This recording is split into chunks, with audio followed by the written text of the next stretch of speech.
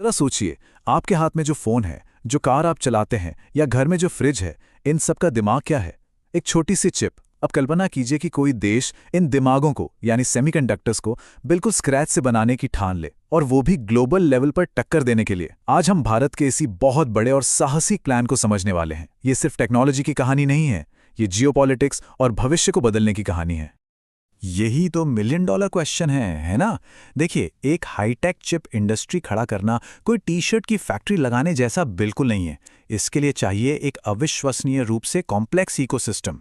तो सवाल ये उठता है कि कोई भी देश इस पूरे इकोसिस्टम को जीरो से कैसे खड़ा कर सकता है? चलिए, आज इसी पहेली के टुकड़े जोड़ते हैं। तो चलिए शुरू करते हैं पहले हिस्से से, भारत का सेमीकंडक्टर मिशन। और हाँ, एक बात समझना बहुत जरूरी है, ये मिशन सिर्फ एक दो फैक्ट्री बनाने के बारे में नहीं है। असल में बड़ा प्लान है, एक पूरे इकोसिस्टम को जन्म देना। मतलब एक चिप के पहले आइडिया से लेकर उसकी फाइनल पैकेजिंग तक सब कुछ भारत में हो। ये एक बहुत बड़ी, एक कंप्लीट सोच है। तो इसका ऑफिशियल नाम है इंडिया सेमीकंडक्टर मिशन, या शॉर्ट में ISM। आप इसे सरकार के एक स्पेशल टास्क फोर्स की तरह समझ सकते हैं, जिसे सीधे इलेक्ट्रॉनिक्स और IT मंत्रालय यानी MeitY देख रहा है। और इसका सिर्फ एक ही बहुत बड़ा लक्ष्य है, भारत को सेमीकंडक्टर की दुनिया का ग्लोबल हब बनाना। स्लाइड पर इन शब्दों पर गौर कीजिए, सिर्फ मैन्युफैक्चरिंग नहीं बल्कि डिजाइन और टेक्नोलॉजी भी। मतलब ये एक 360 डिग्री महत्वाकांक्षा है। अच्छा, अब भारत जो करने की कोशिश कर रहा है वो कितना बड़ा काम है, ये समझने के लिए हमें पहले ये जानना होगा कि एक चिप आखिर बनती कैसे है। ये दुनिया की सबसे जटिल मैन्युफैक्चरिंग प्रक्रियाओं में से एक है, लेकिन हम इसे आसानी से समझने के लिए 3 मेन स्टेजेस में बांट सकते हैं। इसे एक शहर बनाने की तरह समझिए। सबसे पहले क्या आता है? डिजाइन, मतलब आर्किटेक्ट हर सड़क, हर इमारत का नक्शा तैयार करते हैं। ये चिप का दिमाग है। फिर आता है फैब्रिकेशन, जिसे फैब भी कहते हैं। ये शहर के असल कंस्ट्रक्शन जैसा है, बहुत ही ज्यादा महंगा और सटीक, जहां उन नक्शों को सिलिकॉन पर उकेरा जाता है। और आखिर में आता है ATMP, यानी असेंबली, टेस्टिंग, मार्किंग और पैकेजिंग। ये वो स्टेज है जहां घरों में खिड़कियां लगती हैं, बिजली जोड़ी जाती है और उन्हें रहने के लिए तैयार किया जाता है। भारत इन तीनों ही मराहल में महारत हासिल करना चाहता है।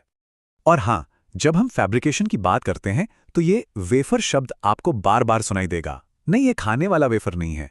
आप इसे एक पेंटर के कैनवस की तरह सोचिए। बस फर्क इतना है कि ये कैनवस अविश्वसनीय रूप से शुद्ध और हाईटेक है। ये सिलिकॉन का एक बेहद पतला गोल डिस्क होता है, जिस पर लाखों, कभी कभी तो अरबों छोटे छोटे सर्किट्स बनाए जाते हैं। सब कुछ यहीं से शुरू होता है। ठीक है, तो थियरी तो हमने देख ली। अब जरा जमीन पर उतरते हैं। ये क्रांति असल में हो कहाँ रही है और कौन कर रहा है? क्योंकि ये मिशन अब सिर्फ कागजों से निकलकर देश भर में असली प्रोजेक्ट्स की शक्ल ले चुका है। तो देखिए, हम असल में सेमीकंडक्टर क्लस्टर्स को बनते हुए देख रहे हैं। गुजरात के धुलेरा में देश का पहला अत्याधुनिक सेमीकंडक्टर फैब बन रहा है, जो अपने आप में एक मील का पत्थर है। वहीं पास में सानंद में अमेरिकी दिग्गज माइक्रॉन एक असेंबली और टेस्टिंग प्लांट लगा रही है। और जरा नॉर्थ ईस्ट की ओर देखिए, असम के मौरीगांव में टाटा ग्रुप एक और बहुत बड़ी फैसिलिटी बना रहा है। तो ये साफ है कि ये एक राष्ट्रव्यापी प्रयास है जो किसी एक जगह तक सीमित नहीं है। और एक बात समझनी बहुत जरूरी है, भारत ये सब अकेले नहीं कर सकता और नहीं करना चाहता है। इतनी कॉम्प्लेक्स इंडस्ट्री में पार्टनरशिप ही सब कुछ है। जैसे कि ताइवान की PSMC के साथ टाटा का सहयोग, ये एक मास्टर स्ट्रोक है। वो वर्ल्ड लीडर्स का दशकों का अनुभव भारत ला रहे हैं। वहीं अमेरिका के साथ टेक्नोलॉजी पर जो साझेदारी है, वो सप्लाई चेन को सुरक्षित बनाने में मदद करती है, जो आज की दुनिया में एक बहुत ही अहम जियोपॉलिटिकल मुद्दा है।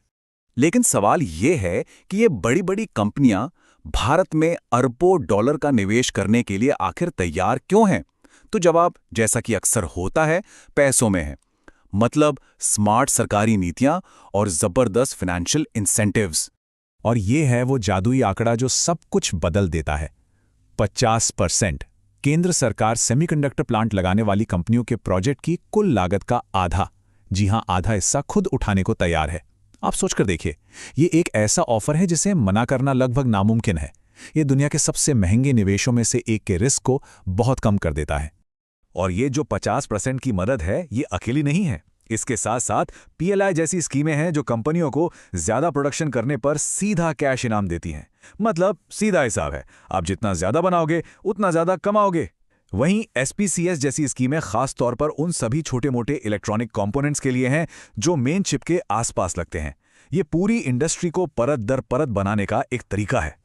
तो इन सब कोशिशों का आखिरी मकसद क्या है? 2026 तक भारत के इलेक्ट्रॉनिक्स उत्पादन को $300 अरब तक पहुंचाना। आपको अंदाजा देने के लिए बता दूं, ये कई छोटे देशों की कुल GDP से भी ज्यादा है। तो ये आंकड़ भारत की महत्वाकांक्षा के विशाल पैमाने को दिखाता है। चलिए, अब आखिर में एक कदम पीछे हटते हैं। भारत का ये कदम बहुत बड़ा है, लेकिन दुनिया के बाकी देशों के मुकाबले ये कैसा दिखता है, इसे एक ग्लोबल नजरिए से देखते हैं। ये स्लाइड पूरी कहानी बयां कर देती है। एक तरफ भारत अपनी पहली बड़ी फैक्ट्री की नींव रखने का जश्न मना रहा है, वहीं दूसरी तरफ ताइवान की TSMC जैसी कंपनियां हैं जो दशकों से इस खेल पर राज कर रही हैं। उन्होंने इस कला में महारत हासिल कर ली है। तो भारत के लिए रास्ता लंबा है और चुनौतियों से भरा है, लेकिन सबसे जरूरी बात यह है कि पहला और एक बहुत मजबूत कदम उठाया जा चुका है। और इसी के साथ हम अपने शुरुआती सवाल पर वापस आते हैं। देखिए, भारत के पास एक प्लान है, पैसा है और राजनीतिक इच्छा शक्ति भी है, लेकिन एक सेमीकंडक्टर साम्राज्य बनाने के लिए इससे कहीं ज्यादा चाहिए। इसके लिए चाहिए perfect execution, world class talent और हाँ, थोड़ी किस्मत भी। तो अब सवाल ये नहीं है कि क्या भारत इस खेल में शामिल हो सकता है, सवाल ये है कि क्या वो इस खेल के नियम बदल सकता है। क्या यही वो ब्लूप्रिंट है जो भारत को टेक्नोलॉजी सुपर पावर का दर्जा दिलाएगा? ये कहानी अगले दशक में हमारे सामने खुलेगी। हमारे साथ जुड़ने के लिए शुक्रिया।